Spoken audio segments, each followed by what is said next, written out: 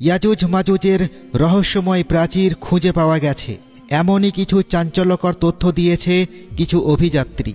এমনকি ভিডিওটি সোশ্যাল মিডিয়ায় প্রচুর পরিমাণে ভাইরাল হয়েছে। এমনকি তারা বলেছে গভীর রাতে এই রহস্যময় প্রাচীরের ওপার থেকে অদ্ভুত সব শব্দ শোনা যায়। এর পেছনে রয়েছে গভীর রহস্য, আর আজ আমরা সেই রহস্য উন্মোচন করতে চলেছি। তাই ভিডিওর শেষ পর্যন্ত আমাদের সাথেই থাকুন। বন্ধুরা, ইন্টারনেট এবং সোশ্যাল মিডিয়ার জগতে একটি ভিডিও তোলপাড় সৃষ্টি করেছে। দাবি করা হচ্ছে যে কাজাকিস্তানের প্রত্যন্ত এবং বরফাচ্ছাদিত পাহাড়ের মাঝে এমন একটি রহস্যময় দরজা আবিষ্কৃত হয়েছে যা দেখে মানুষের বুদ্ধি স্থবির হয়ে যায়। এই দরজাটি কোনো সাধারণ গুহার মুখ নয়, এবং পাহাড়ের বুকে খোদাই করা এমন এক সুশৃঙ্খল কাঠামো যার পেছনে হয়তো কোনো বিশাল রহস্য দাফন করা আছে। আসলেই কি এটি সেই জায়গা যেখান থেকে কিয়ামতের নিকটবর্তী সময় ইয়াজুজ ও মাজুজের বহির্গমন হবে, নাকি এটি প্রকৃতির আরেকটি সুন্দর ধোঁকা? কাজাকিস্তানের ভৌগোলিক অবস্থান সবসময়ই রহস্যময়। এই দেশটি মধ্য এশিয়ার হৃৎপিণ্ডে অবস্থিত এবং এর একটি বিশাল অংশ বিস্তৃত সমভূমি ও আকাশচুম্বী পাহাড়ে ঘেরা। এটি সেই অঞ্চল যাকে প্রাচীনকালে সিথিয়া বলা হতো এবং যেখান থেকে অনেক যুদ্ধবাজ জাতি উঠে এসেছিল যারা বিশ্বকে তছনছ করে দিয়েছিল। সাম্প্রতিক সময়ে কিছু অভিযাত্রী এবং অনুসন্ধানকারী কাজাকিস্তানের পাহাড়ি এলাকায় এমন একটি স্থান চিহ্নিত করেছেন যা দেখতে অবিকল একটি বিশাল দরজার মতো। ভিডিওতে দেখা যাচ্ছে যে বরফে ঢাকা পাহাড়ের পাদদেশে একটি বিশাল ফাটল রয়েছে যা দেখতে একেবারেই খোদাই করা দরজার মতো। এর চারপাশের পাথরগুলো এতই মসৃণ এবং সোজা যে মনে হয় যেন কোনো মেশিন বা দৈত্যাকার হাত দিয়ে এগুলো কাটা হয়েছে। সেই স্থানের ভীতি এবং নির্জনতা দেখে মানুষের গায়ের লোম খাড়া হয়ে যায়। স্থানীয় মানুষদের মতে এই জায়গাটি বহু শতাব্দী ধরেই এমন জনমানবহীন এবং খুব কম মানুষই এখানে যাওয়ার সাহস পায়। কিছু মানুষের বিশ্বাস রাতের বেলা এখান থেকে অদ্ভুত সব শব্দ ভেসে আসে, যেন কেউ মাটির নিচ থেকে বের হওয়ার জন্য দেওয়ালে আঘাত করছে। এই ভিডিওটি প্রকাশ্যে আসার পর থেকেই সারা বিশ্বের কৌতূহলী মানুষ এবং ধর্মীয় পণ্ডিতদের মনোযোগের কেন্দ্রবিন্দুতে পরিণত হয়েছে। সবাই এটা জানার জন্য ব্যাকুল হয়ে উঠেছে যে আসলে এই দরজার পেছনে কি আছে। আমরা যদি ধর্মীয় বর্ণনার কথা বলি, তবে পবিত্র কুরআনের সূরা আল কাহাফে জুলকারনাইনের ভ্রমণের বিস্তারিত উল্লেখ পাওয়া যায়। জুলকারনাইন ছিলেন একজন মহান বাদশাহ যিনি পূর্ব ও পশ্চিমে ভ্রমণ করেছিলেন এবং এমন এক জায়গায় পৌঁছেছিলেন যেখানে দুই পাহাড়ের মাঝখানে এক জাতি বাস করত যারা ইয়াজুজ ও মাজুজের অত্যাচার ও নির্যাতনে অতিষ্ঠ ছিল। জুলকারনাইন সেই লোকেদের অনুরোধে লোহার বড় বড় টুকরো এবং গলিত তামার সাহায্যে একটি মজবুত প্রাচীর নির্মাণ করে দেন, যা ইয়াজুজ ও মাজুজের পথ রুদ্ধ করে দেয়। হাদিসেও এই বিষয়ে ভবিষ্যৎবাণী রয়েছে যে কিয়ামতের কাছাকাছি সময়ে এই প্রাচীর ভেঙে যাবে এবং ইয়াজুজ ও মাজুজ বন্যার পানির মতো পৃথিবীর ওপর ঝাঁপিয়ে পড়বে। তারা প্রতিটি উঁচু জায়গা থেকে ছুটে আসবে এবং পৃথিবীর সব পানি পান করে ফেলবে। তাদের বিপর্যয় এতটাই ভয়াবহ হবে যে কোনো শক্তি তাদের মোকাবেলা করতে পারবে না। এখন প্রশ্ন হলো, কাজাকিস্তানে পাওয়া এই দরজাটি কি সেই প্রাচীর?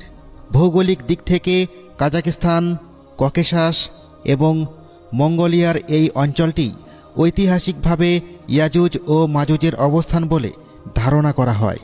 প্রাচীন মানচিত্রগুলোতেও এই এলাকাগুলোকে ইয়াজুজ ও মাজুজের ভূমি হিসেবে চিহ্নিত করা হয়েছে।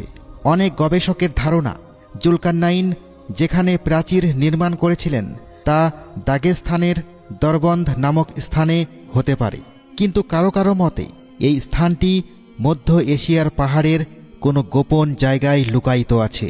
নতুন আবিষ্কৃত এই দরজাটি এই জন্য গুরুত্ব বহন করে কারণ এটি সেই একই অঞ্চলে অবস্থিত এবং এর গঠনশৈলী প্রাচীন নির্মাণের মতো মনে হয়।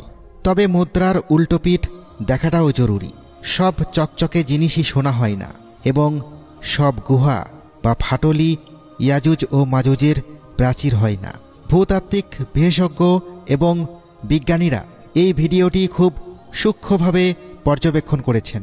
তাদের মতে মানুষ যাকে দরজা ভাবছে তা আসলে একটি প্রাকৃতিক ভূতাত্ত্বিক প্রক্রিয়ার ফল। পাহাড়ে প্রায়শই টেকটনিক প্লেটের নড়াচড়া, হিমবাহ গলে যাওয়া এবং বাতাসের ক্ষয়ের কারণে এমন আকৃতি তৈরি হয় যা দেখতে মানুষের তৈরি মনে হয়। এই দৃশ্যকে প্যারাডোলিয়াও বলা হয়, যেখানে মানুষের মস্তিষ্ক জড়বস্তুর মধ্যে পরিচিত আকৃতি খুঁজে পায়। বিশেষজ্ঞদের মতে কাজাকিস্তানের পাহাড়গুলো চুনাপাথর এবং পাললিক শিলা দ্বারা গঠিত, যেখানে ক্ষয়ক্রিয়া খুব দ্রুত ঘটে। হতে পারে হাজার হাজার বছর ধরে পানি এবং বাতাস এই পাহাড়কে এমনভাবে খোদাই করেছে যে এটি একটি দরজার আকৃতি ধারণ করেছে। তাছাড়া এটি যদি সত্যিই জুলকারনাইনের প্রাচীর হতো তবে এতে লোহা এবং তামার নিদর্শন অবশ্যই পাওয়া যেত। কুরআনের বর্ণনা অনুযায়ী সেই প্রাচীরটি লোহার ইট এবং গলিত তামা দিয়ে তৈরি করা হয়েছিল, যেন কেউ তা ভাঙতে না পারে এবং তাতে কোনো ছিদ্র করতে না পারে। অথচ ভিডিওতে দৃশ্যমান এই কাঠামোটি পাথর দিয়ে তৈরি বলেই মনে হয়। বিজ্ঞানীরা আরও বলেন, যদি এত বিশাল কোনো কৃত্রিম স্থাপনা থাকত তবে স্যাটেলাইট বা উপগ্রহের এই যুগে তা এতদিন বিশ্বের নজর এড়িয়ে থাকা সম্ভব ছিল না। সন্দেহ সংশয় থাকা সত্ত্বেও এই স্থানের রহস্যময়তা বজায় রয়েছে। কিছু গবেষকের মতে হতে পারে মানুষের সাথে সাথে লোহা ও তামার সেই প্রাচীর মাটি ও পাথরের স্তরের নিচে চাপা পড়ে গেছে। প্রকৃতির নিয়ম হলো শতাব্দীর পর শতাব্দী পার হলে বড় বড় স্থাপনা মাটির নিচে চলে যায় এবং পাহাড়ের অংশ হয়ে যায়। এটি কি সম্ভব নয় যে জুলকারনাইনের প্রাচীরও এখন একটি প্রাকৃতিক পাহাড়ের রূপ ধারণ করেছে? এছাড়া ইয়াজুজ ও মাজুজ সম্পর্কে এটাও বলা হয়েছে তারা মাটির নিচে সুড়ঙ্গ খননে পারদর্শী। হতে পারে এই দরজাটি এমন কোনো ভূগর্ভস্থ সুড়ঙ্গ বা গুহার মুখ যা অনেক গভীরে তাদের জগতের দিকে নিয়ে যায়। ইতিহাসে এমন অনেক ঘটনার উল্লেখ পাওয়া যায় যেখানে মানুষ দাবি করেছে যে তারা পাহাড়ের ভেতরে অদ্ভুত সব প্রাণী দেখেছে। মঙ্গোলিয়া এবং সাইবেরিয়ার লোককাহিনীতেও এমন প্রাণীর উল্লেখ পাওয়া যায় যারা মাটির নিচে বাস করে এবং মাঝে মাঝে বাইরে আসে। বন্ধুরা, আমরা যদি এই বিষয়টি মেনেও নিই যে এটি সত্যিই সেই জায়গা, তবে এটি এই ইঙ্গিত বহন করবে যে কিয়ামতের সময় খুব কাছে চলে এসেছে। হাদিসে উল্লেখ আছে যে ইয়াজুজ ও মাজুজ প্রতিদিন এই প্রাচীরটি খনন করে, এমনকি যখন তারা এর উপর পাশ দেখার কাছাকাছি চলে আসে তখন তাদের নেতা বলে বাকিটা আগামীকাল খনন করব।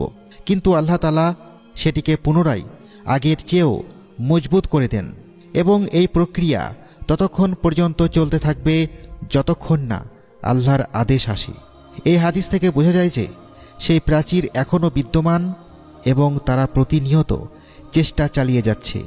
কাজাকিস্তানের এই পাহাড়ের পেছনেও কি একই ঘটনা রয়েছে, যেখানে বিদ্যমান কম্পন বা শব্দগুলো কি এই খনন কাজেরই ফল?